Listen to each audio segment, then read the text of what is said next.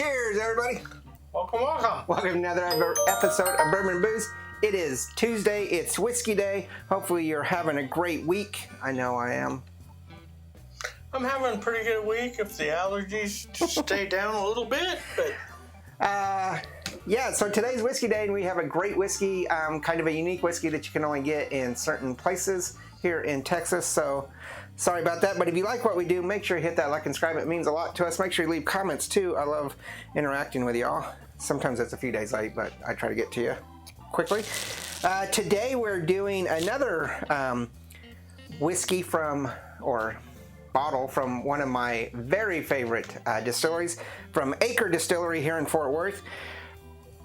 I believe that we have one more, and we've gone through the entire product line of Acre, and this is the Matthew McD.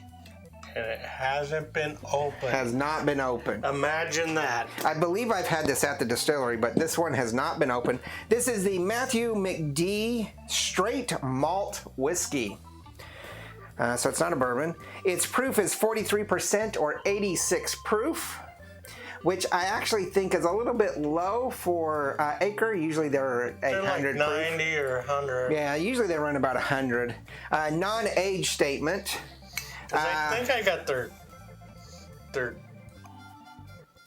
vodka tea that was like, it wasn't 80 proof, but it was like 70 proof or something. When they first came out, their Long Hair Gin, which was a sourced whiskey at the time, was 40%, 80 proof. But their one that they do actually, now that they're fully established, is 100 proof. And this is inspired by Matthew McD, who I believe is a Texas, Fort Worth historical figure and of Irish descent. So they kind of use this around St. Paddy's Day and stuff.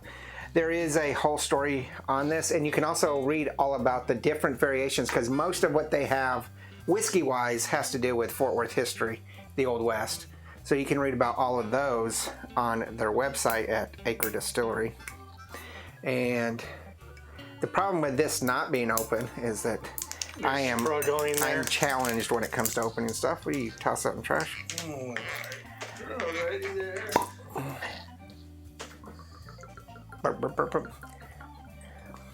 This is a problem with not having a really professional audio person here, so they can't edit out some of this stuff. So Matthew McD from Acre Distillery. It's a straight malt whiskey at $58. It's going to be a 1 barrel on cost. So let's go ahead and check out this aroma, flavor, and bite. I was going to say, this is, since I've started my new job, this is one of the few distilleries that I went to with you. Yeah, because we always go to distilleries and you always bail on us because you work nights and stuff. But and not now. So I really enjoyed going. Yeah, Acre was... It's a nice... It's actually, Acre's only one of 2 distilleries you've ever been to, right? Because I think you went to the other Texas, Trinity River Distillery. Yeah. When you first moved here, but you miss out on a lot of... This is heavily malted. Yeah, this... if you smelled this, you could think it was like a Scottish... I think it's more of a heavily American malt. Colorado's got several that do some malted whiskeys, and it reminds me of that. Some of the Alaskan malts. But I'm saying that if you just took it right on the nose, you'd be saying, oh, is this a Scotch? And it's like, you smell it, it's like... I mean, I think you could probably equate it to a malted lowland, possibly. But it's definitely not Speyside or Highland to me. No, yeah. Once you start getting into it, it's like, it's got that Scotch smell, but when you get deep into it, it's like... Now, most of Acre distillery does. Most of their grains, their corn and grains are Texas from the Panhandle. I don't really know where they got the malt from this. But their attempt at this was to try to create an American straight malt that is very similar to an Irish whiskey. So it's not, it may be similar to, I don't know, some redbreast malted type of Irish whiskeys, but not like a Jameson or anything. I do like the smell though. It's really good. Yeah. So it's got the umami kind of like the heavy on the malt. Yeah. It's got the old leather. Yeah. A little bit of tobacco, some hints of spearmint. Little vanilla. Just a touch. Not a lot. Just like this is. Oh, and cinnamon. I'm just getting a touch of cinnamon too. Yeah, there's a bit of spicy on it. This is like. Okay. So I can see cinnamon. It's got some floral aspect, some kind of like rose, flowery essence to it. It's got the licorice, the anise. Anise. Oh. It's very pleasant.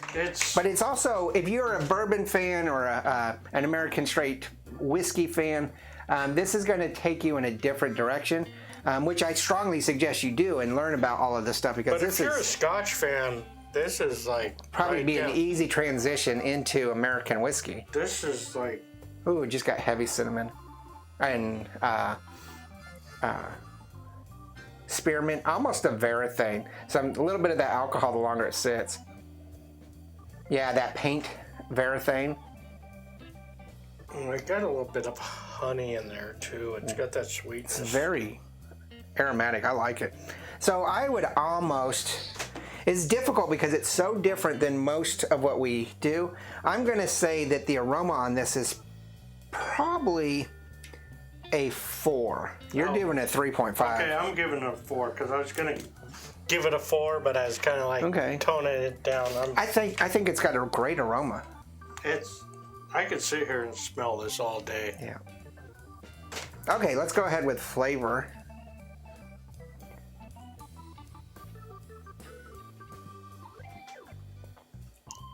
It's got some spice on the front end. Oh, but it's a little bit of heat.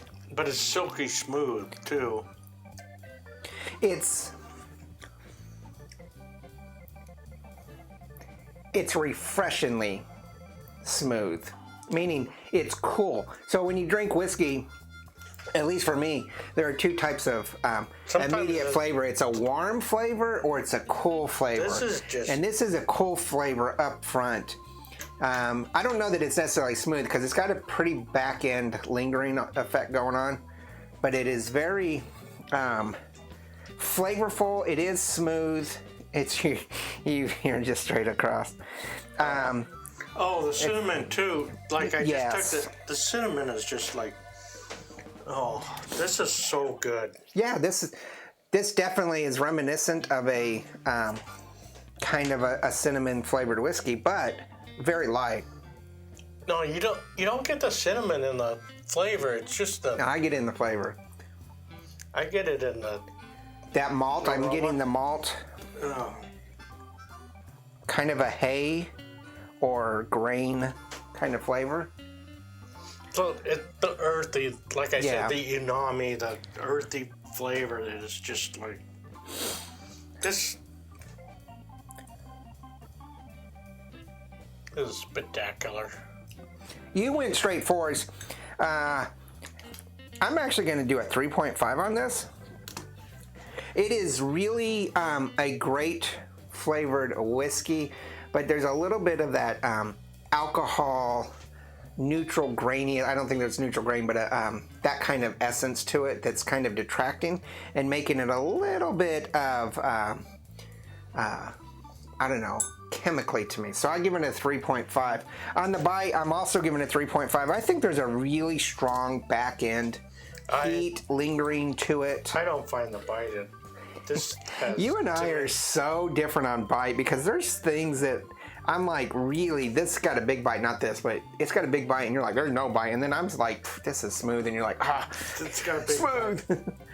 Yeah, so the bite thing is the one thing that you and I differ on the most.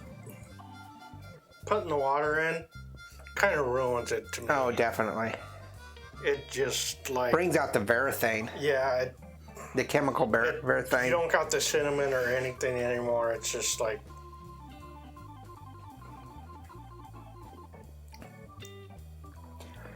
It's about the same on flavor. Could maybe a little better to me with a drop of water. It's nice, and this is like cool and smooth. It's like... Yeah.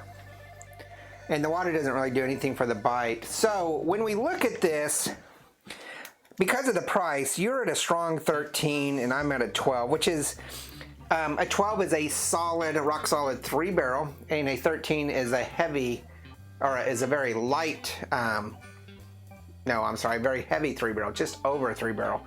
You need 14 points to be 3.5. But I think that this is a 3.5 whiskey. I think it's definitely better than your average. It is also very unique that it is a single malt whiskey, or straight malt whiskey, not single malt, straight malt whiskey, which you don't find very often here in Texas, but across the U.S. That the water gives it more of a bite.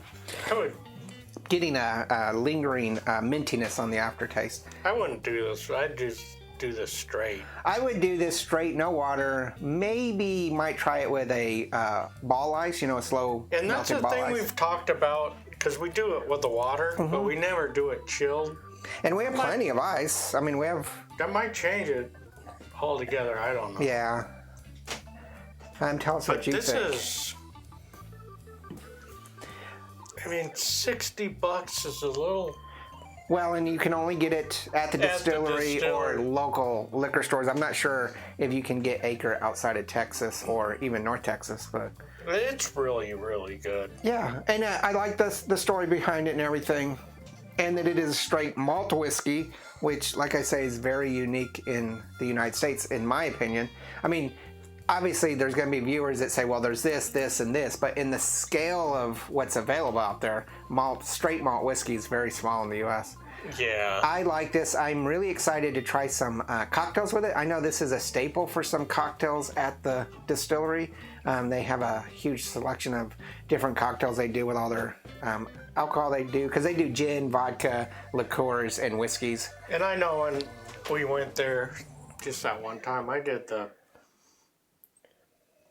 the Bloody Mary. It was good. So tell us what you think about this, if you've had it. Any suggestions on how you would rate it flavor-wise, aroma-wise, bite-wise. If you're in Fort Worth or the North Texas area for any chance, stop at the distillery. The owner, Tony, gives a great little, I say little, not in a little way, but tour and tasting. They're award-winning for most of their stuff. I really like the place. It's kind of a home away from home. For me, I've been there multiple times. It's just a great place.